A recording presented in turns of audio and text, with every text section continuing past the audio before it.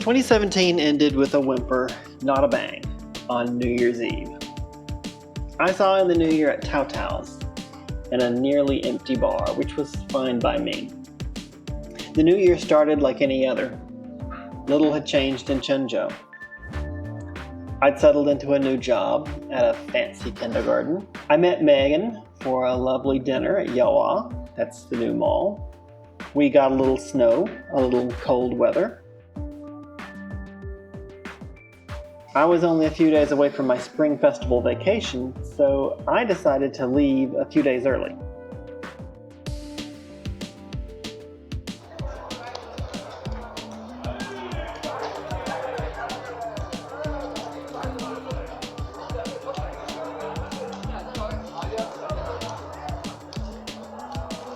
My first stop was Guangzhou. As you know, I already love the city of Guangzhou and was happy to take every opportunity to explore it on this trip. I saw some of the standard sights and tried some places that I hadn't gotten familiar with. I have a hotel in Guangzhou on Shenyang Island, and it's got a really cool lobby, so I'm going to get a little video of it and send it to you guys. Look at that.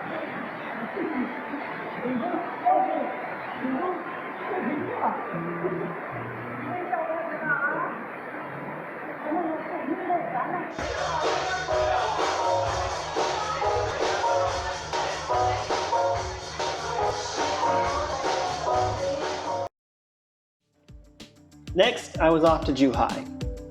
Now, if you'll recall, I did stay in Zhuhai for about 6 weeks, the first summer that I lived in China.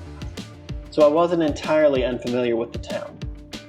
Still, on this trip, Zhuhai was just a stopover. It's just across the border from Macau, which is the absolute tourist destination. It's definitely the sort of place you want to go at some point. It's much cheaper to get a room on the Zhuhai side. It's entirely possible to pay a fraction of the price on the Zhuhai side of the border and just commute to the city of Macau while you're there. In any case, Macau always proves to be a fun and exciting destination. I really felt I got a lot more out of this trip.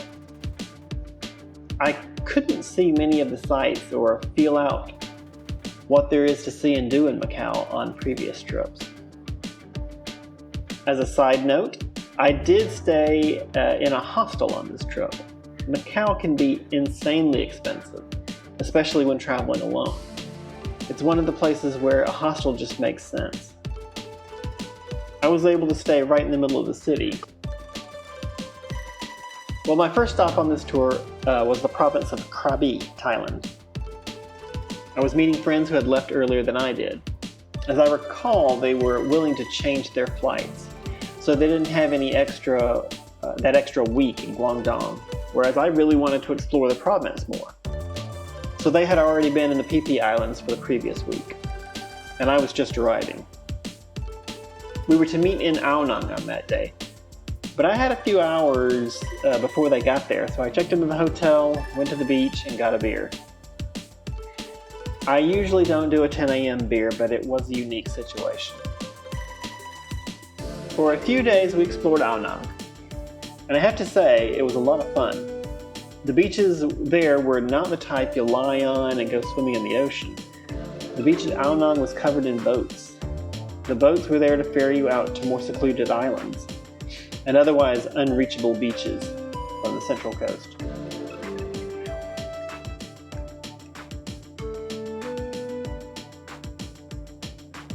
We all got together and took a ferry down to our next destination, Koh Lanta.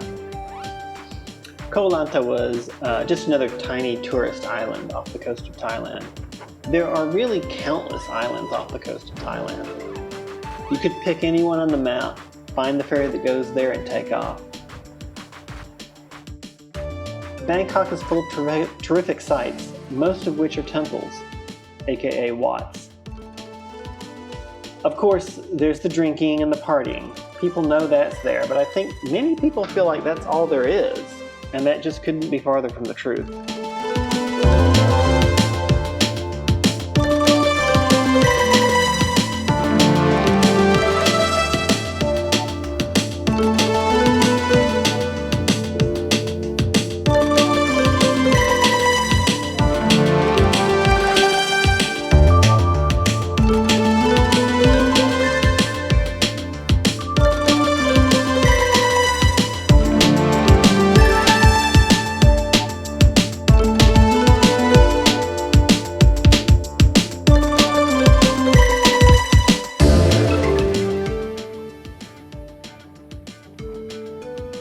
sure this is the right way to the museum.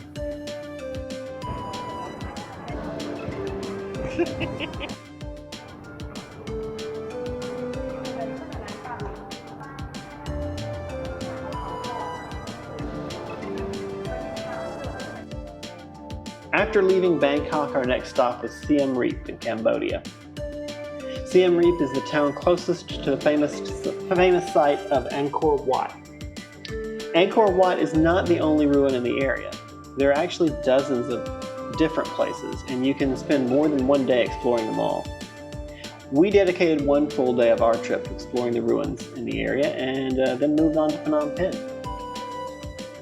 We took a full day in Phnom Penh to see those sites and then moved to our final destination, Sihanoukville. Sihanouk was a fantastic destination and a really nice ending to our trip.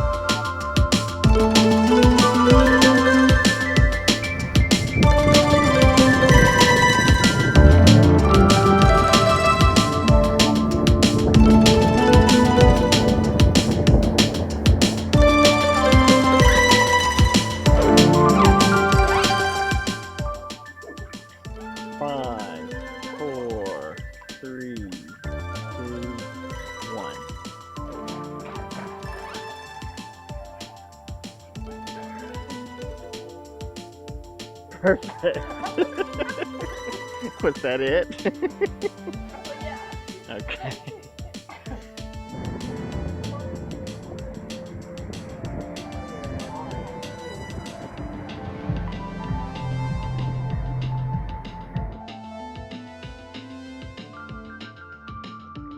On the way back, I stopped in Singapore and Hong Kong. Back in Changzhou, I got settled into my teaching job and back to hanging out with friends.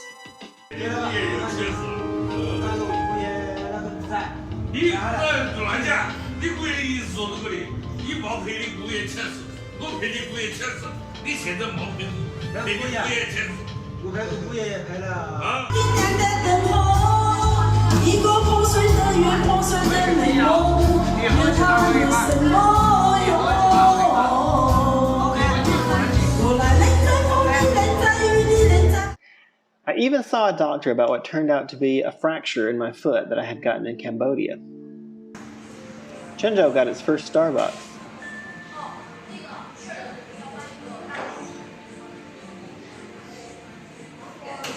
And I met with my boss. He told me he wanted me to get a new visa, which sounded reasonable. Unfortunately, the only way I knew to do it was to go back to the United States. Around mid-April, I said goodbye to friends and headed for the airport in Changsha. I expected to be gone anywhere from 2 weeks to 2 months. That isn't what happened.